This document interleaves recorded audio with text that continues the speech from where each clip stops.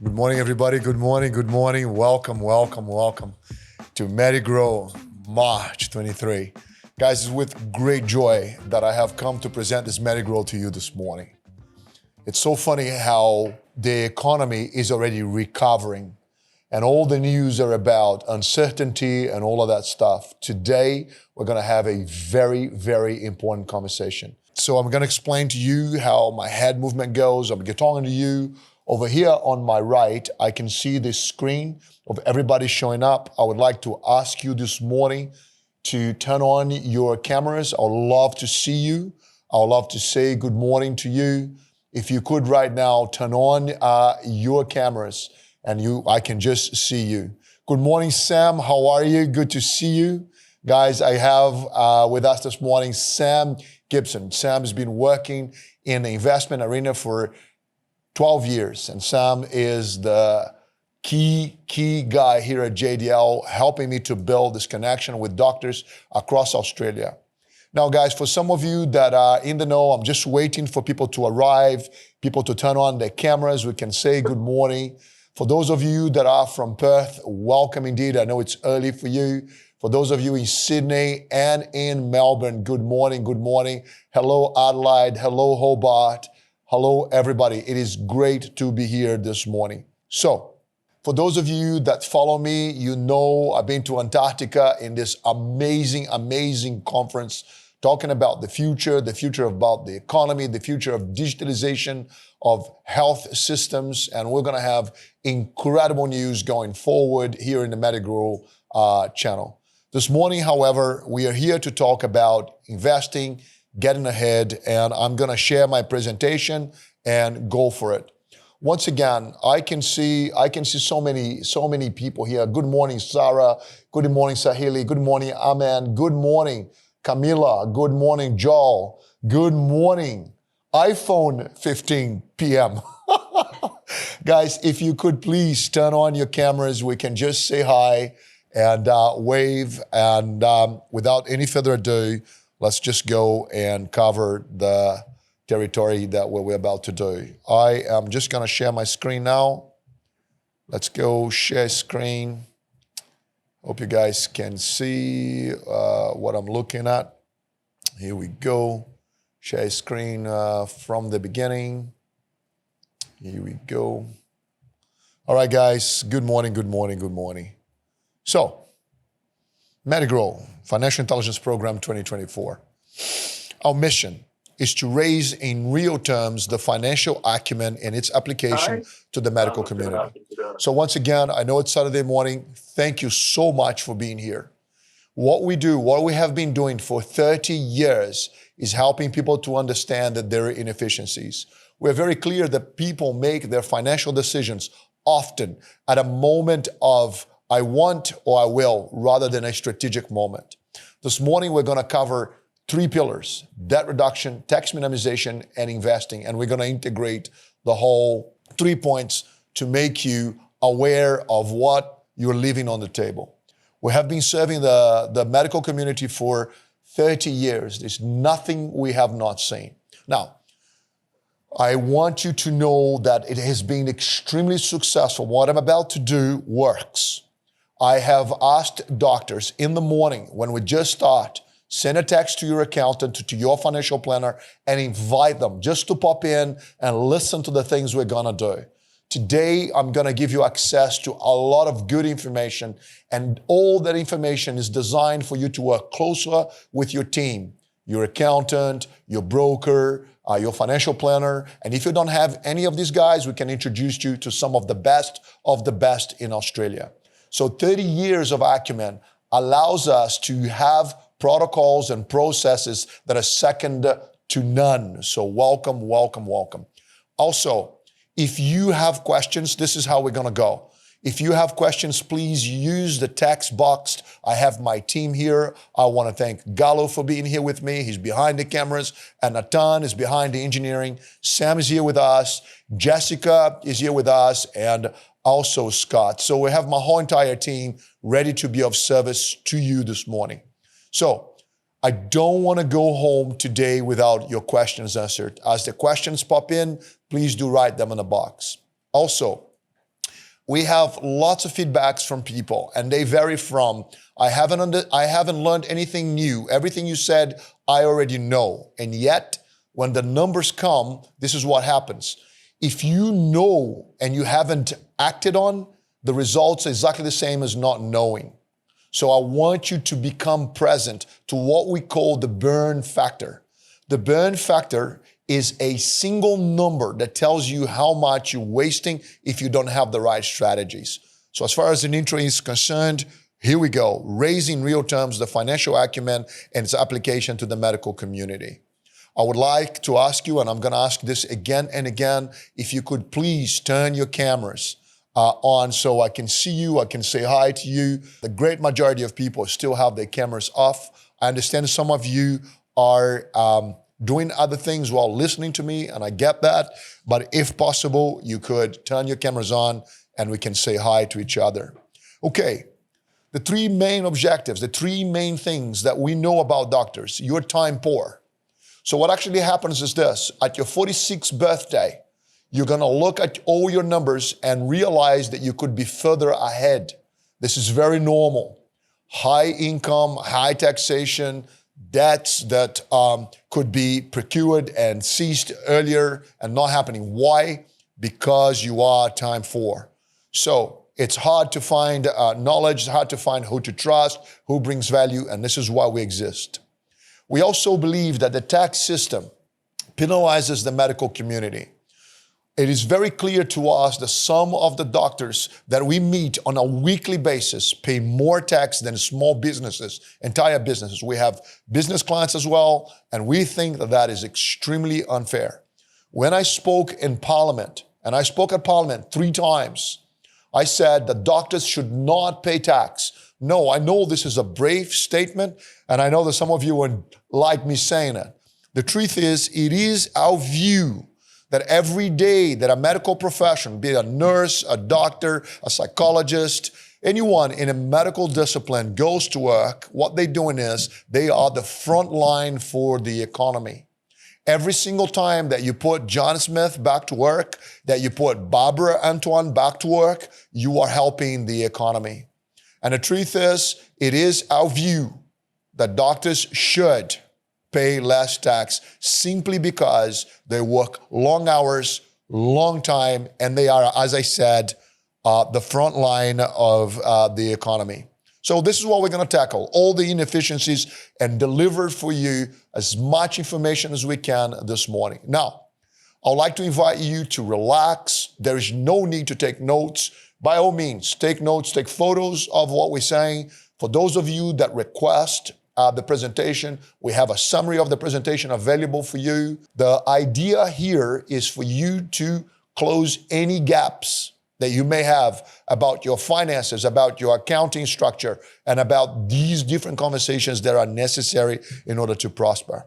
So here's what we're gonna deliver. Learn how to pay off your mortgage. If you have debt, first and foremost, personal debt gotta go, then commercial debt. But the point is to build a structure of thinking that you can implement where your money is never lazy. Your money is always working for you. I'll give you a tiny example.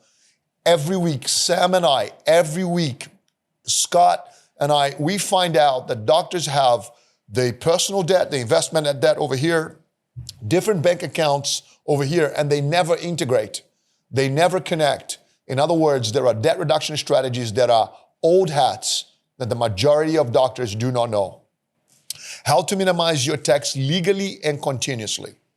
I want to speak about that clearly and concisely this morning.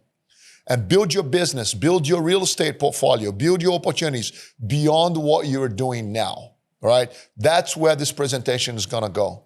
Towards the end, I am gonna give you access to the most sophisticated software available in Australia. 30 years worth of work, right, to build this machine that will sit beside you. It will be an incredible bridge between what are you imagining, what are you thinking, what your results are, to work with your accountant, your financial planners, your brokers, and amazing, amazing content. So guys, here we go. The 3 things that for us to focus this morning. If you saw me at the airport and you were about to hop on in your plane, and I'm about to hop on mine, and we had 2 minutes, and you said to me, Julio, I've been following you. I've been looking at what you have to say. Some of my partners are looking at. Can you summarize it for me where the whole structure of prospering in Australia is based upon? So there are 3 pillars. Number 1, or you are building your asset base or you're not. You can see this blue arrow here. The blue arrow is up. Every year, you look at your assets and your liabilities. And the truth is, are your assets growing? When you engage with this conversation, you will take your inefficiencies, and key number 1 is to build your assets.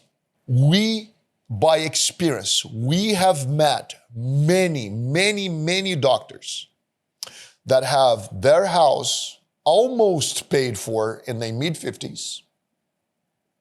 Their kids are highly educated, and their superannuation is so-so. Some of them do own some real estate through their superannuation. But what I'm trying to convey here is this. Because of a higher income than the rest of the population, during life, money is not an issue. However, when people come into their 50s and they still have a mortgage and they do not have an incredible asset base that they can depend upon, then we know they did not live a strategic life. And that's what we're going to address today. The strategy of being you so that there is no inefficient money in your life. All right. Number 2 is to decrease your personal debt. Personal debt has got to go. I'm going to summarize for you how banks operate. Banks do not lend money, they sell money. So we're going to go there today and show you how to get rid of debt and how to minimize your tax legally. Every government in the Western world will give you tax dispensations because they want to drive where money will go in the economy of the country. So when you actually do proper tax planning, you will see clearly today that you're actually helping that nation to prosper. And we're going to cover that in detail this morning. Once again, thank you. I can see many more cameras now turned on, right? And I can see also other people coming in and going out. Good morning. Hello, Charlie. Hello, Chris. Hello, Matt. How you doing? Hey, guys. Hello, Fernando. How are you? Guys, good to see you here. If you can turn your cameras on, when I turn my head, I see you on that screen, right? So you can see me not looking at the camera, but looking there. Good morning, Samka. How are you? Hey, guys. Good to see you. Good to see you. Please write to me. Ask me the questions. And at the very end, I have something to give it to you. And the truth is, I want to hold your attention this morning to have all the important conversations, right? Here we go. For those of you in Melbourne, I was in Melbourne a month ago. I went to do the entrepreneurship with Sam and Sarah and Steve, and so many doctors recognized me, so many doctors. So good morning, dear doctor. I want to acknowledge Melbourne for recognizing us there, arriving so many doctors recognizing our effort and our work. So good morning, Melbourne. Sydney, we're coming down to Sydney in a dinner very soon, and be noticing for the invite there. So here's the thing that I want to address now. There is a false sense of security because of a higher income. This is a mind game and it often doesn't work. Why? Because with higher income comes higher expenses. So what we notice is if you're on $200,000 a year, you spend $200,000 a year. If you're on $300,000 a year, you spend $300,000 a year. We also notice because of the conservative nature of most doctors, they pay the mortgage consistently. And that's why, and sometimes ahead, and that's why banks love doctors and they give you a smaller discount on interest rates, everything being equal. Now, we're going to tackle this in a way to say to you, was your money or your money's working for you or it isn't? When you do your financial wealth check, when you run Wealth Go, you will notice that the majority of people match their income to their expenses And then they show up, everything being equal here, they show up on their 46th birthday and they're looking at it and going, we should have been ahead of where we really are. This is very, very, very common for us. So, what the impact of this, when we start to look this in multiple dimensions, this is what you will notice. Everything being equal, January, February, March, April, and some of May, you're working for the government.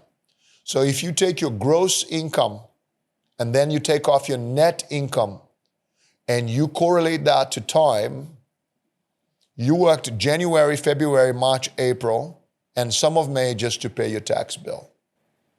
If we can help you to understand that Australia is a tax haven, Australia is a tax haven, but only for those that know. Now, the government is giving dispensations in tax in order to send money or the volume of money from its citizens towards industries that they want to develop. It's as simple as that. So our purpose in lifting your financial intelligence, just to say to you, let me just flick the slide here and you're gonna get what I'm saying. What is your personal return on $108,000 you paid in tax last year? What's your personal return? Now, sometimes people misunderstand what I'm saying. I am not against tax, not at all. I get it, that the roads are paved, we got schools, we got hospitals, all of this comes from tax. I'm not against tax, but I am in favor of give to God what belongs to God, give to Caesar what belongs to Caesar. Of course, this old saying has to do with understanding the tax laws. Here we go. Your personal return on $108,000 you paid in tax is zero. When they introduced GST in Australia, many years ago now, the government made so many promises that when GST came, they would take so many other taxes away. The truth is they didn't. GST came, so you pay tax on the money when you receive it and when you spend it. So if a government will give you some tax dispensations, I beg you to take notice and understand how can you operate it so your family prospers. And we're going to cover that in detail. When we're talking about taxations, the truth is every single time that you plan your tax, you're helping the country to prosper. I'm going to go a little bit into that now, and then I'm going to say to you not to just match your income to your expenses. Here we go. So what do we know about our economy? In every industry in Australia, we need more people. We need more teachers, we need more nurses, we need more carpenters, we need more bricklayers, we need more pilots. That is a natural pain of a growing nation. We are, as far as the Australian flag is concerned, I'm not talking about our historical history. I'm talking about being called Australia, and our constitution is around, they're about 200 years of age, right? I don't want to get in any political conflicts here. I'm just stating of our current legislation. So here we go. When a government realizes it needs more people, it needs to open its immigration. When people come to Australia, if you notice what's actually going on is the majority of people immigrating here, they're adults, highly educated, and they are coming here looking for a better life. So when I arrived in Australia 30 years ago, the Australian population was 17.5 million, the size of our land. Tonight, we sit around 25 million. And if you look at the last 30 years, how much prosperity, how much wealth got created in this country for the size of our economy, it is amazing. Now, if you get present to what I'm about to say is this. We already know we're going to go from 25 million people to 30 million to 36 million in a very short period of time. Even though government's trying to kind of adjust the levels of immigration, The catch-22 is this: we need people. When they come, if we are going to go from 25 million to 30 million people in a very short period of time, it doesn't matter what you're involved in. When they come, they will want to buy a new bicycle, a new fridge, but above all, a new house to live on.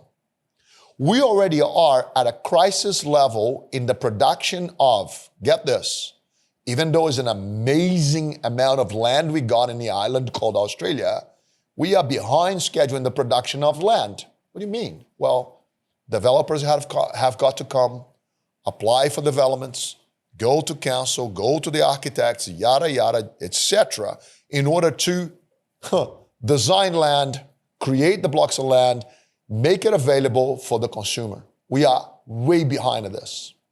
We are also in the production of houses, building the houses. We have a much higher demand than we have supply. What's it to do with you? So our government will say to its citizens, if you help us to be efficient in our development of land and houses, we'll give you tax dispensations. And it doesn't matter which party will come in. So for the last 30 years, that's been the policy, and nothing is indicating to us that this will change. So why do we exist? So Medigrow comes along, and we noticed over the years, so many medical professionals on their 46th birthday, they have the deepest realization that they cannot retire early.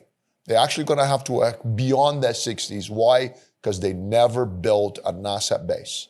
So back to the conversation, if we were at the airport, and I would say to you, you have to increase your assets while diminishing your debt and diminishing your tax.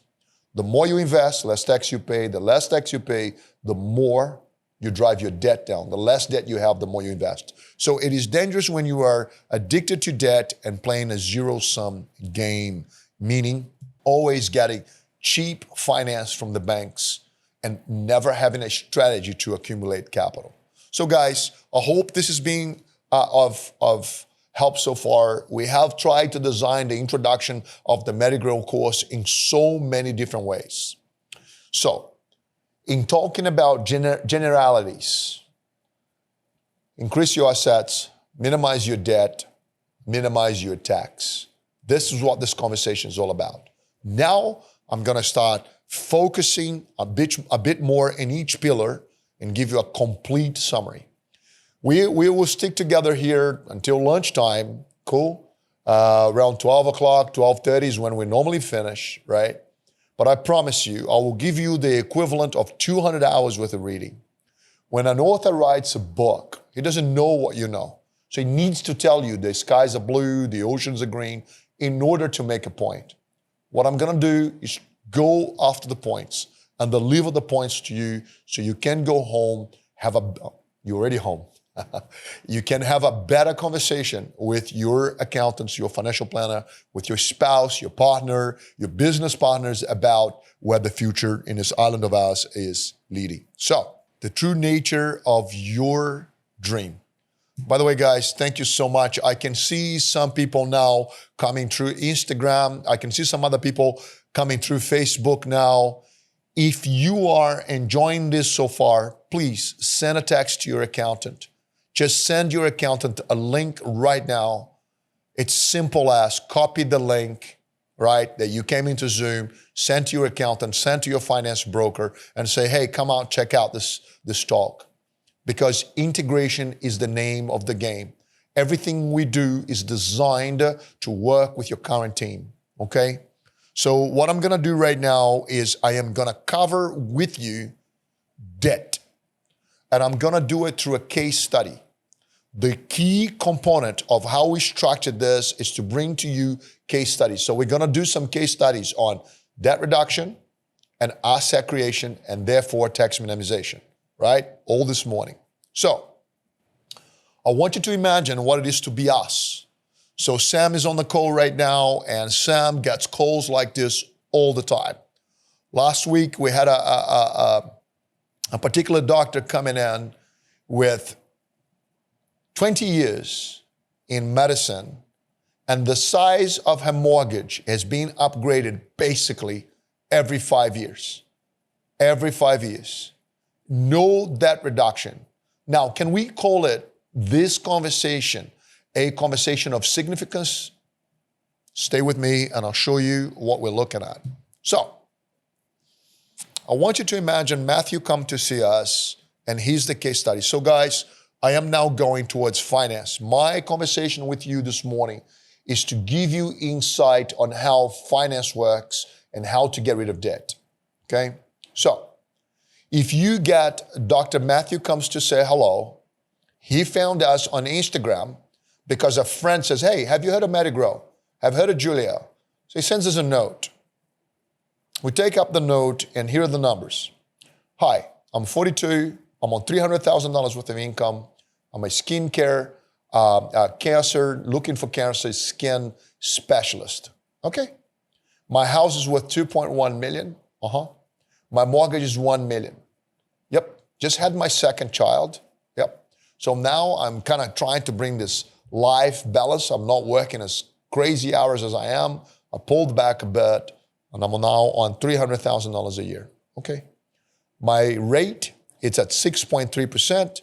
My monthly repayments is $5,553 per month. And then he told us that he has $600,000 accumulated in super and in shares. So ladies and gentlemen, when you see somebody that is 42 years of age and already has $600,000 worth of assets outside of the home, you know a couple of things about this person. They are having better conversation than their peers. They have money working for them. And we can look at the analysis on the results on that $600,000 and integrate to over here their personal debt. So check this out. Real insight. What is your debt doing to you? I am now gonna cover for you in the next 6 to 8 slides, in the next 6 minutes to 12 minutes, depending on the questions coming through. Depends on how we roll here. I'm about to give you 4 hours in reading. If you went to the library, if you went to the internet and did 10 hours worth of research, you're gonna arrive at the conclusion I'm about to give you. I'm gonna teach you now debt reduction 101, like, let's get rid of it.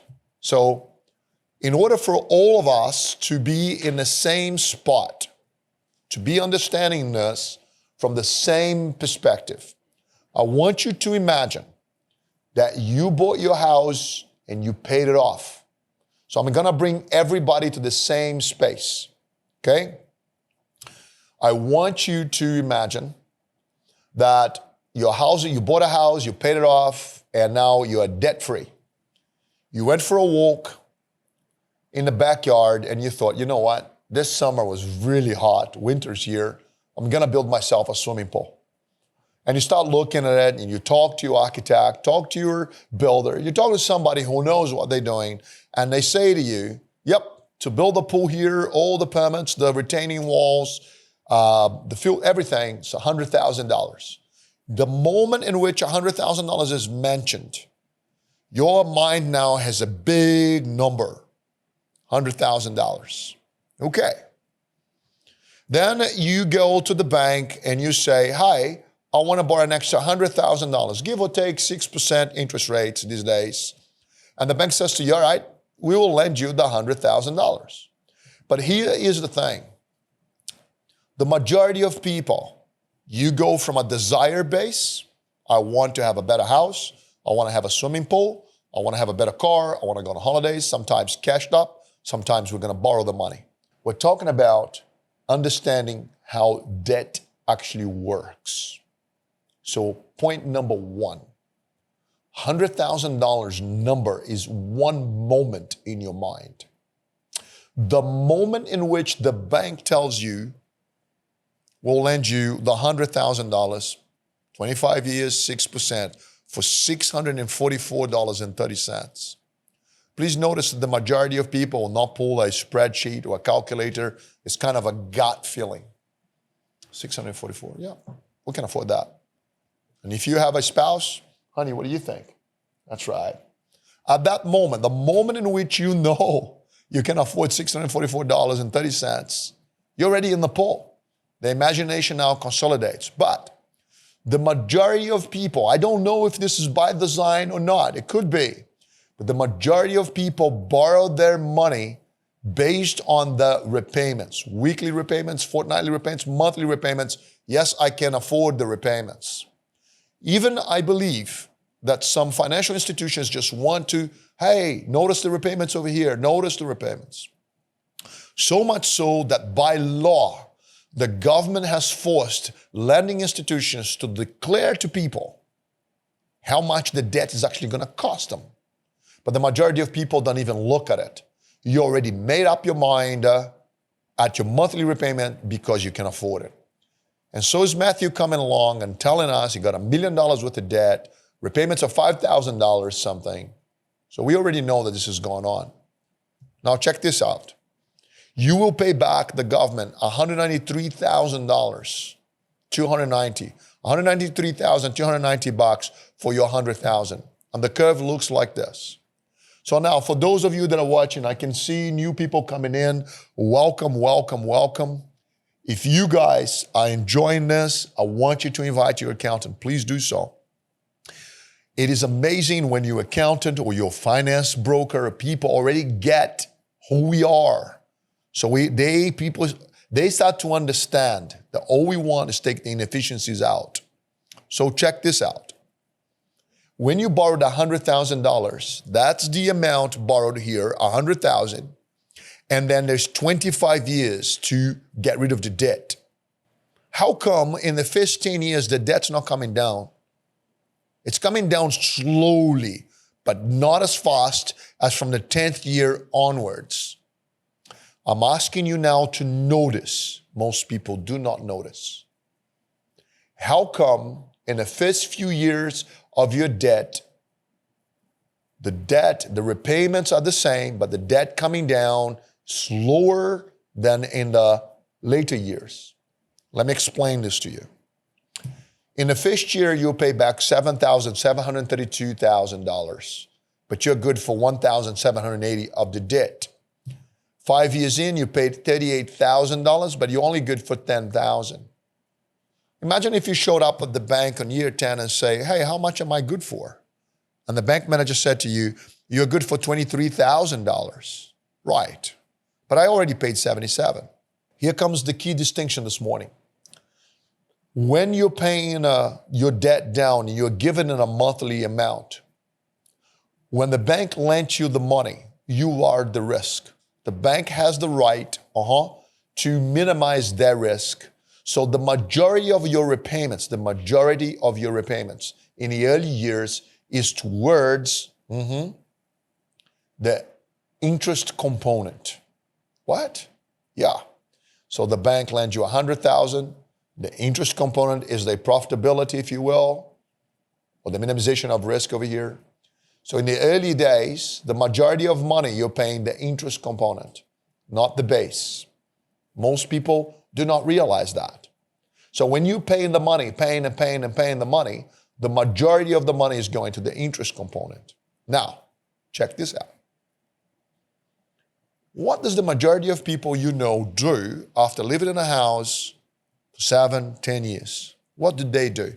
Love to see your response. If you could just give me a moment, just give me a second, just type in there. What do you think people do when they live in a house for 10 years?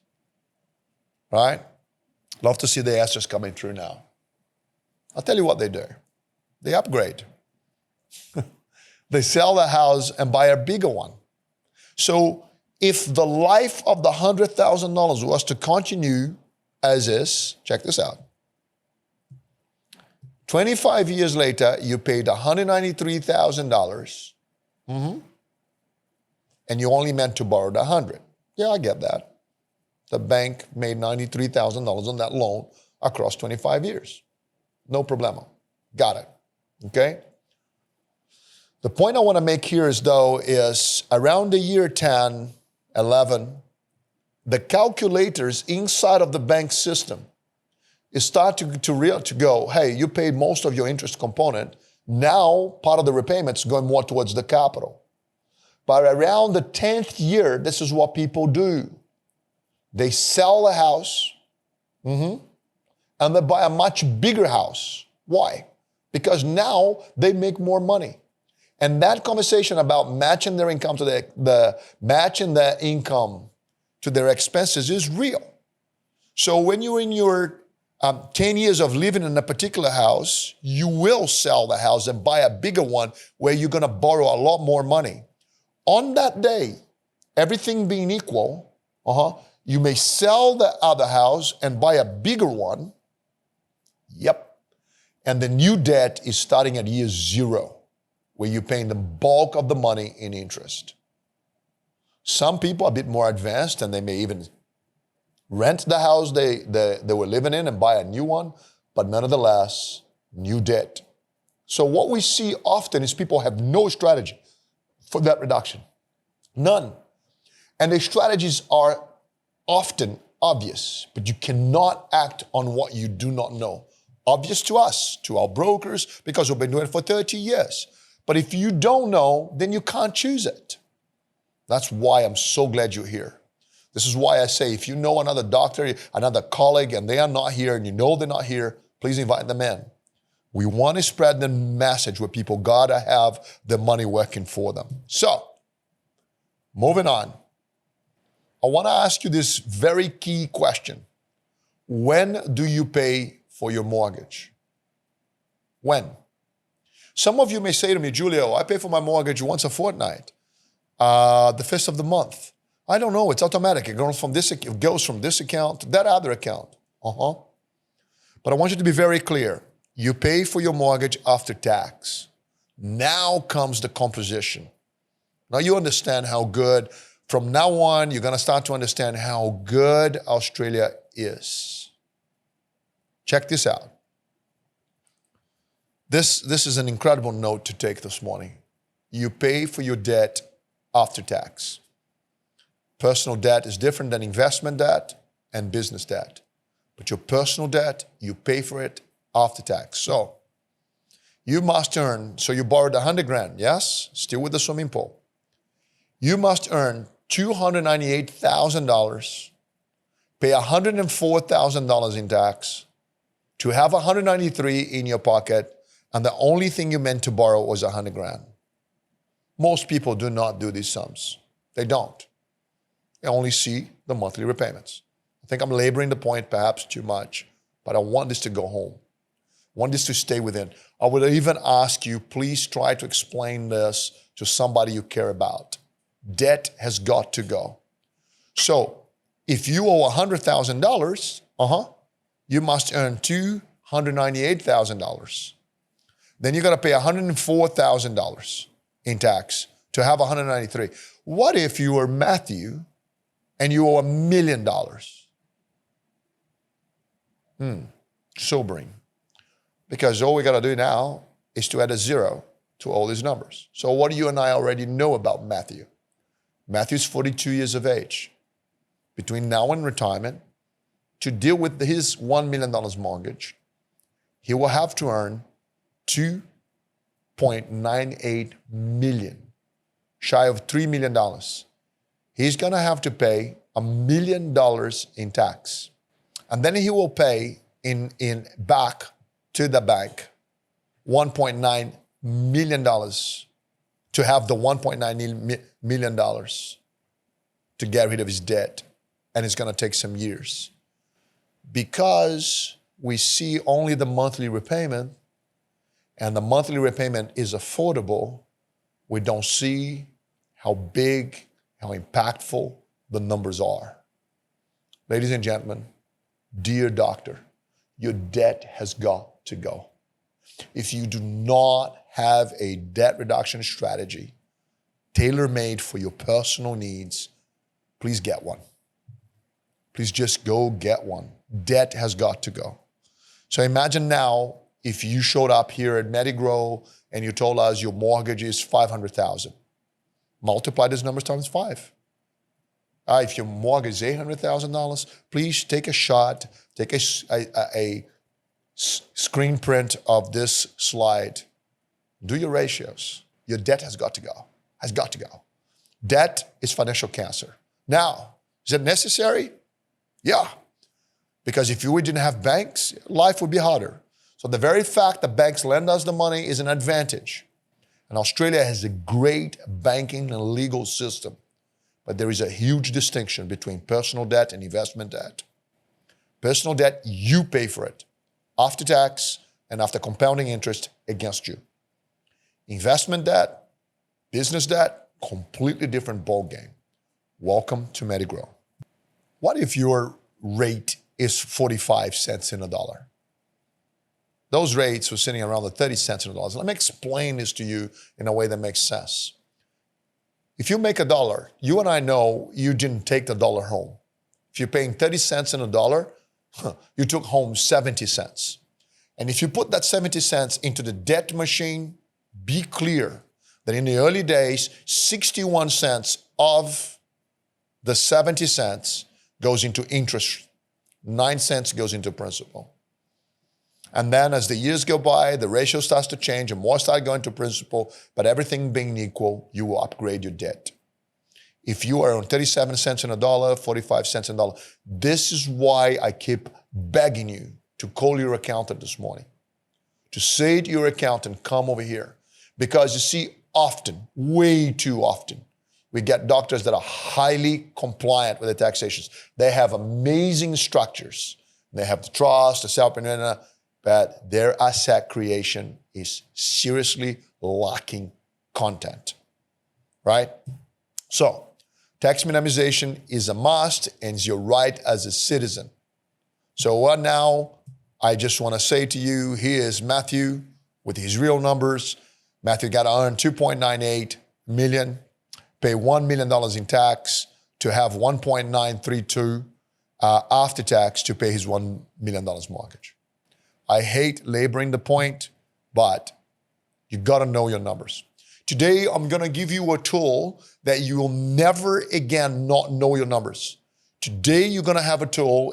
We have developed over 30 years the most sophisticated software in Australia.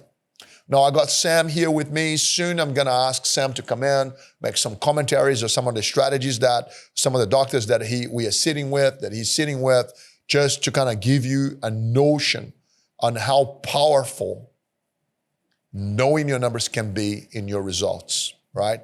And we're going to show you some of the results of the strategies itself. Now, I have covered debt.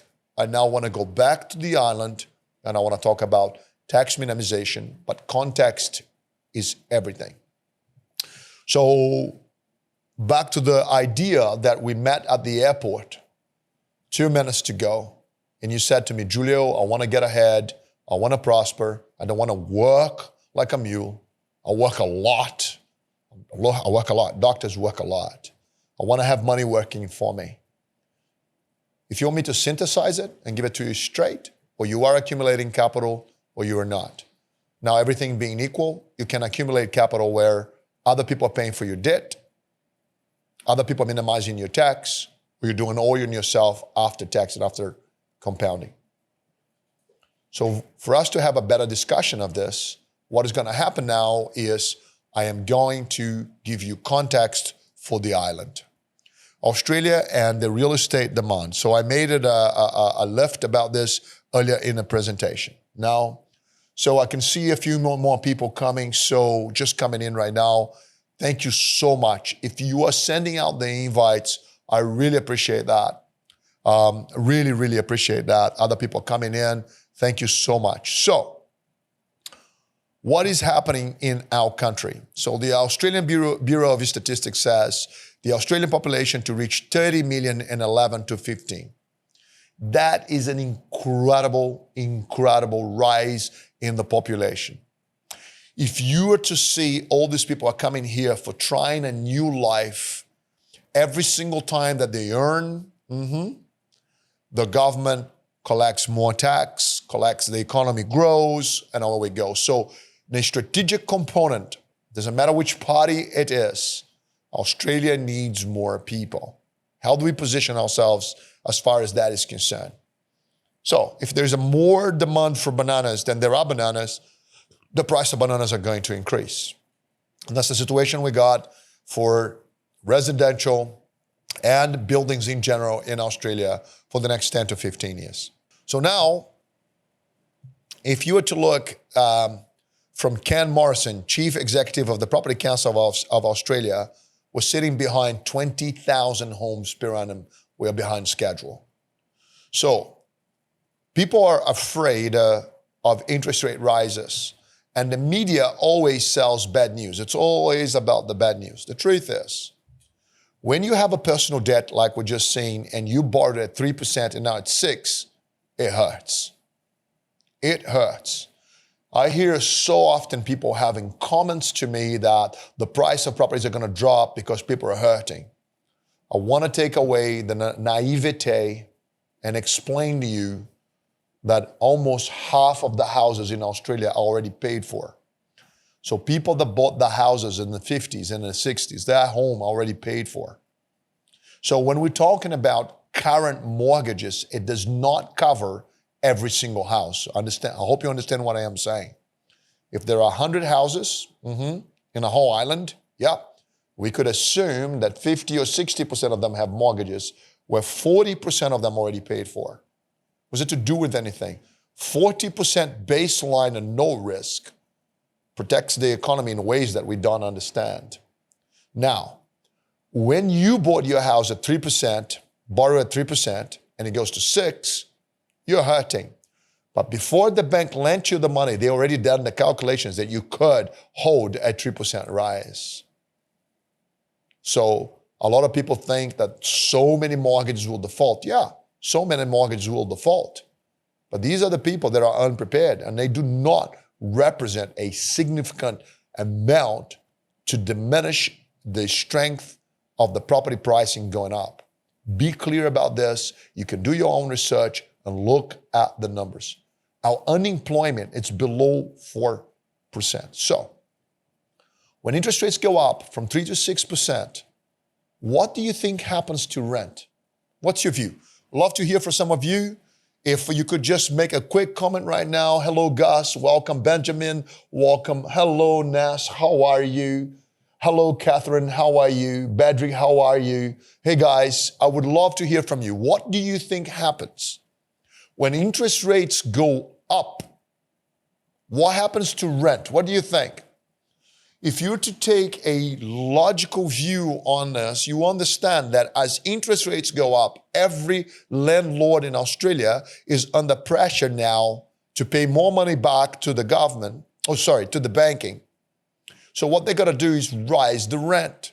And that's why rents in Australia are rising and rising and rising to match the current debt. So as interest rates goes up, rent rises, it often overcorrects. And when interest rates comes down, rents do not follow it down. It stays up. So we have high demand of properties. We have expensive rent. It is expensive if you're borrowing it personally, not so expensive if you're borrowing it for investment. Why? Here we're going to go now towards dispensation, tax dispensations. When you borrow money from an investment perspective, that is deductible. Yeah, the mortgage on investments are deductible, and we're going to cover that in detail in a moment. So imagine you could buy a house in the 70s in Sydney for less than $30,000. Just imagine that.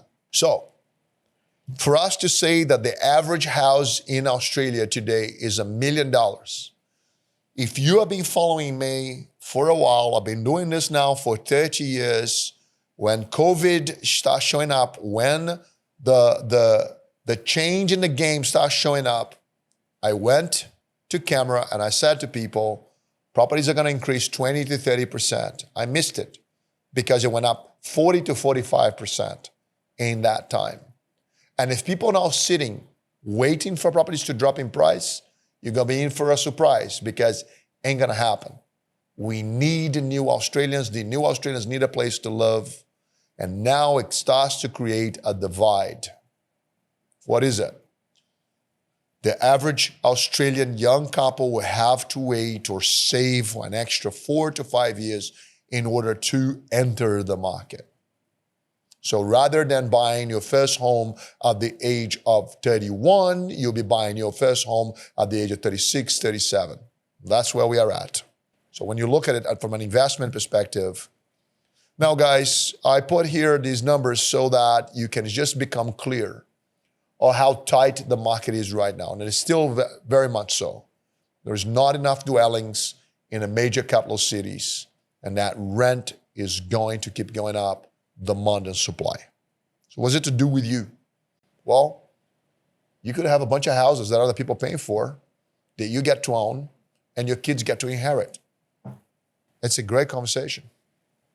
And that's the conversation we want to have with our clients, with our doctors, with our dentists, with our psychologists, nurses.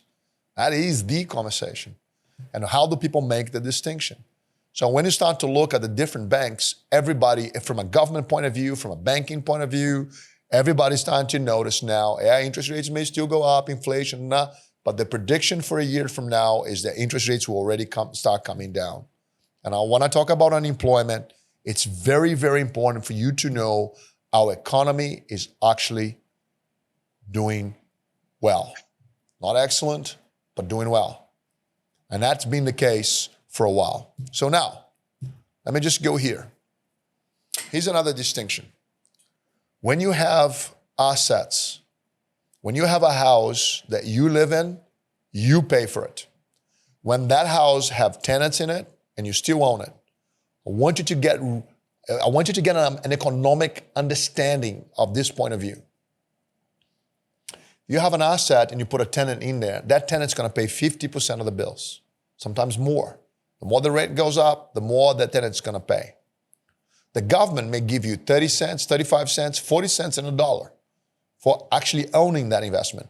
And the reason why the government is going to give you dispensations and tax benefits, especially for brand new houses, is because the government needs to prepare for the population growth. And how it's going to do it? Through its own people. I will give you tax dispensations, so you help us to build houses, right? Now, even though you have the tenant paying 50%, the government giving you 35 cents, you may have to share some of the bills at around 15 cents in a dollar. Sometimes the property is cash flow positive day one. The point though is this, you get to own 100% of the asset. The other people are paying for you to own 100% of the asset. And let that sink in for a moment, right? Now, I want to now go into case study number 2. Before I start here, Sam, I'm going to ask you to come in now and just share with us some of your views, some of the solutions, the conversations you are having with people these days. Sam, are you there? I'm here. How you doing? Good. Very good. Yeah, it's been the last month has been quite a discovery process working with a number of doctors. So there's a lot of conversations that have to be had as far as the separation of what's happening within the business and also what's happening in the personal. Because a lot of the time what I'm finding is there's a lot of focus on what's going through the business with not much happening from an accounting point of view for the personal side of tax. So trying to reduce as much tax as possible out of the business, but still leaking in the personal, which is exactly what you're tying into here about having those assets in place that are going to help legally minimize that outside tax while also growing for the future. Because I did see in the chat, there's a few people who are asking about retirement and what's the best method to be able to have a happy retirement. Well, it's just about building that asset base that's going to accomplish those 3 things. Number 1, that tax minimization. Number 2, driving an income. And then number 3, building wealth for the future. That's what I'm seeing at the moment, Julio. Sam, thank you so much. Hey guys, one of the greatest things in our endeavors over the last 18 months is that we have met many accountants that really care about their clients' asset accumulation. So please understand there are some types of accountants. Some accountants are most focused on compliance and making sure that your business is going okay. Some accountants do lean in towards helping their clients to accumulate capital. So we have met some amazing accountants across Australia. And that's why I keep saying to you, when I show you the software in a moment, it is designed for you to work with your accountant, For all of you that are here to the end, you're going to have access to WealthGo, one of the most sophisticated AI software in Australia. What Sam is saying is this: you got to have integration in your life. Tax minimization, debt reduction, and asset accumulation is the name of the game. In a moment, I'm going to give you the map on how to build a serious assets, houses that buy houses, houses that buy everything else, and you can work with your accountant. Some of the pieces here is this. It's very common for us. This is what happens. People are here in our presentation. Within 10 days, we're going to hear from many people that were not at the presentation, but they were indicated by the people that are in the presentation. They came to our Instagram, they came to our Facebook, they came to this, and then they say, I would like to meet, can I bring my accountant? Absolutely. Please bring your accountant. And right now, if you have an opportunity to invite people that help you with your financial decisions as we move on, we'll welcome their questions. Integration is the name of the game. So here we go. So summarizing this and moving on now. Sam, I may bring you back. I understand you have a meeting soon, and I may bring you back just before we go. So guys, case study number 2. And now I'm going to bring up the software that we're going to show it to you. Every set of numbers has a story.